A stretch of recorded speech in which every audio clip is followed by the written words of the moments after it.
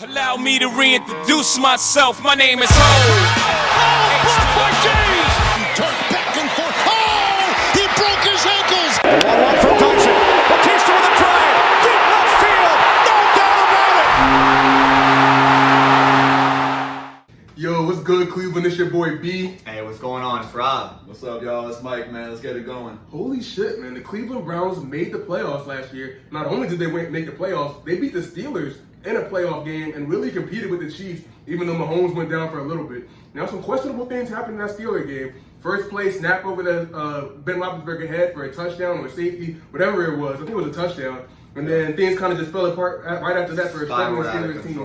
Spiraled right out of control. But Cleveland continues to make great moves and make great draft picks. They got John Johnson this offseason on a really good team-friendly deal at the safety position, which is one of the best moves of this offseason, especially for what he's getting paid. They went ahead and got his running mate, Troy Hill, that plays the slot corner position. They got Jadeveon Clowney, who has a lot of upside, but hasn't really got any sacks the last couple of years. He was hurt last year, though. They got Malik Jackson at D-tackle. Anthony Walker's an all-right linebacker out of Indianapolis. Delpit's still working his way back. He's still having a couple of injuries, so they're trying to work through that. Coming off the Achilles, right? Coming off the Achilles, and apparently he's having some hamstring with some calf that's tough. injuries That's tough. this He's a year. baller, too. He's a baller. At LSU, when he won the national championship, man, he was a killer. And they're killing the second round. And this year's second round pick draft, they got a Wusu Koromoa. Jock.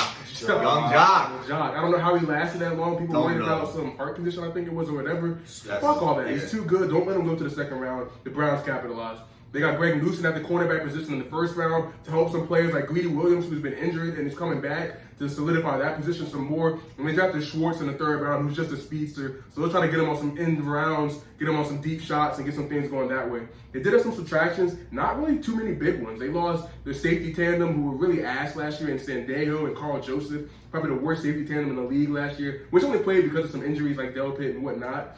They lost Terrence Mitchell. They lost Olivier Vernon, who's still not even signed. Tells you enough about him. Lost Ogunjobi. They lost BJ Goodson, who played really well. And they lost Double Doink, Cody Parkey, who kicked really well for them last year. Double Doink.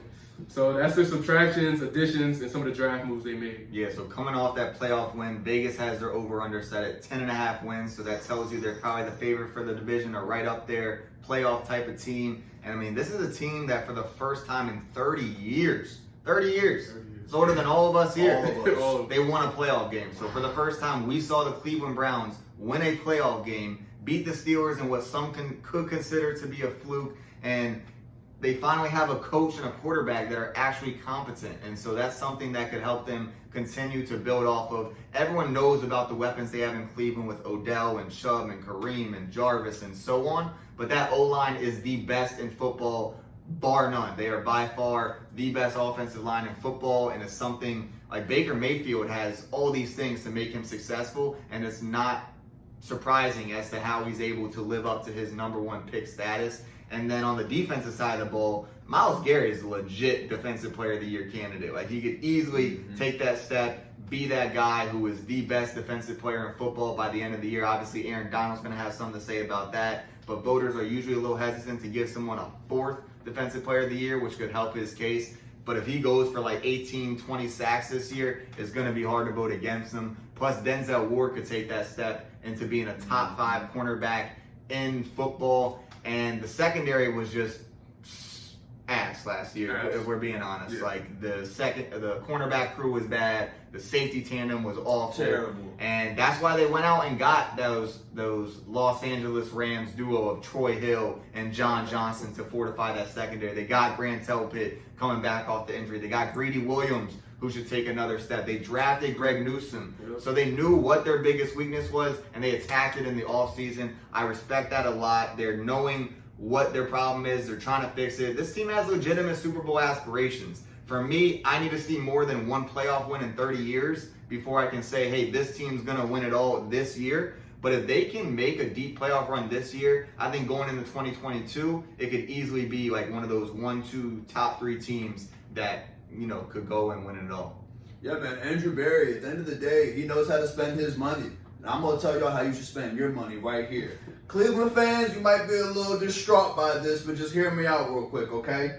I'm going to go with Nick Chubb under 1,350 rushing yards. First team under. Now, it's a big number. This guy's a top 3 back in the league. For sure. For sure. You got to look at it, though. There's one thing you got to remember with taking somebody's under. He might not play all the games. COVID this year, that could happen. Didn't play all the games last year. He's a running back. He's a running back. God forbid he gets hurt, all right? But if he doesn't play all the games, 1,350 is a big number.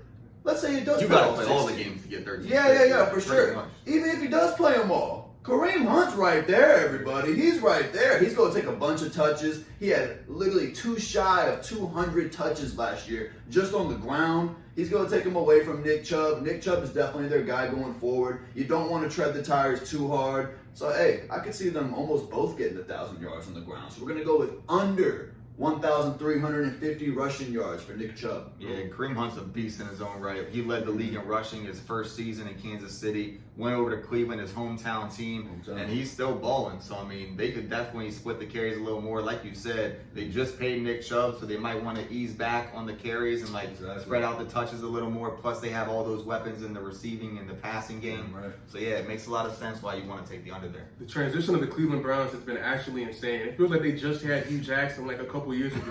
They were 0-16. Before last year, they were 0-16 4 years ago. They was like they lost a lot. They went 1-15. They lost a lot of games. They went 3-13, then 1-15, then 0-16. And then they made that terrible hire 2 years ago, which kind of got John Dorsey out the door, and getting Kitchens, which made them go 6-10. And then get Stefanski, who's had an amazing year. Did he win Coach of the Year last year? Had to. I think he did. Yeah. And he went 11-5 and won that first playoff win. And he wasn't even there. He had COVID. Exactly. He wasn't even there for the playoff game that they won. But either way, man, to go from 0-16 to 11-5 in a 4-year span is massive. No, everybody's bought in. Cleveland fans are real ones, man. Yeah. Shout out to y'all. Shout out to y'all big time. Anyways, yeah, everybody's bought in, and even Chubb signed a really good team-friendly team-friendly contract this offseason. I think he's like the 5th highest paid running back, which is kind of very wild. But everybody's bought in and trying to make something happen in Cleveland. Good luck this year. This might not be the year, but it's coming. Hey, y'all know what they say too, right? Cleveland, this is for you. Yeah. On to Dallas. Peace.